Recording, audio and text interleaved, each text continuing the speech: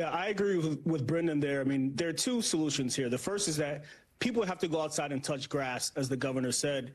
So many people live inside their phones, and they are bombarded with rage bait, regardless of what party you're in. I think there are people that just drown themselves in this information because the algorithm gives them that information over and over and over again. I think on the other side, our elected officials have to be more responsible in terms of the way that they talk and the way that they speak, because those words matter to their followers. And so, this morning I was looking through just the political violence over the last 25 years, and there were so many awful cases that I just had forgotten, because this just happens, unfortunately, so much. And so I think the leaders in this country, the political leaders, have to be smarter and more responsible about their language. And I think on the other side, all of us citizens have to be smarter about the information we consume and not letting the algorithm drive us down this rabbit hole. Are these numbers that Democrats should be pouncing on, since perceptions on the economy can drive elections?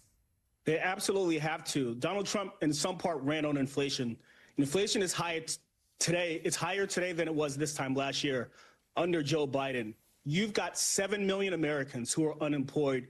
You've got layoffs surging 40% last month alone. Donald Trump's policies are choking the American middle class, and Democrats have to take that and they have to incorporate that into their message.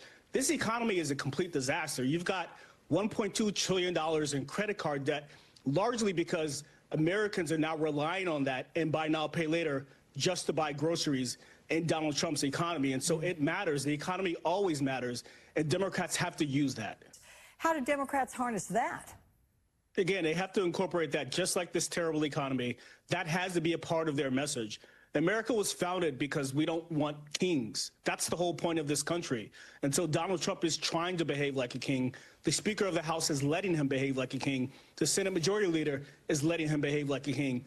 The Democrats have to use this energy that voters have on both sides in terms of wanting their autonomy and not wanting to be ruled by a king, and incorporate that into their platform.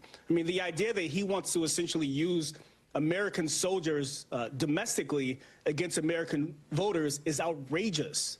It's outrageous. If he thinks crime is up, he should do like Bill Clinton did in the 90s and hire 100,000 more cops across this country. Instead, he's cutting police budgets. That is the issue, and Democrats have to message that and inform voters of that.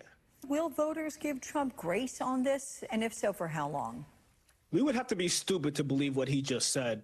It's completely outrageous that the Secretary of Commerce is telling us that the president is not responsible for this current economy when he controls every branch of government, and because his trade war is driving this economy off a cliff. Of course, voters are smarter than he gives them credit for. They're not going to believe that, because this current economy, with 7 million unemployed people and people struggling just to get by with sky-high prices, is Donald Trump's economy. And going back to our earlier conversation, it is the job of Democrats to educate voters on that fact.